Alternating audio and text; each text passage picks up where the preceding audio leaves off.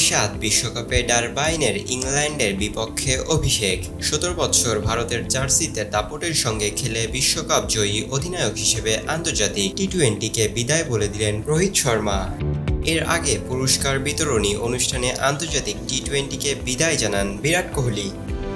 বার্বাডোজে নাটকীয় ফাইনাল শেষে দক্ষিণ আফ্রিকাকে 7 রানে হারিয়ে শিরোপা নিজেদের করেছে ভারত।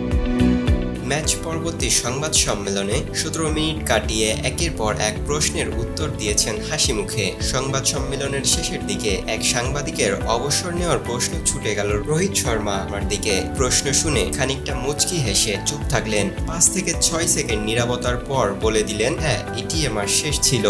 ভারতের ক্রিকেটে নিজেকে আর কতদিন দেখছেন? এমন প্রশ্নের জবাবে রোহিত শর্মা, এটি আমারও শেষ ম্যাচ ছিল। সত্যি বলতে আমি যখন থেকে খেলা শুরু করি অনেক উপভোগ করেছি। এই ফরম্যাটকে বিদায় বলার সুন্দর সময় আর হতে পারে না। আমি বিশ্বকাপ জিততে চেয়েছিলাম এবং বলতে চাই, দীর্ঘ 17 বছরের আন্তর্জাতিক টি-20 ক্যারিয়ারে 4231 রান করেছেন, যা আন্তর্জাতিক টি-20 ক্রিকেটকে ব্যক্তিগত সর্বোচ্চ রানের রেকর্ড।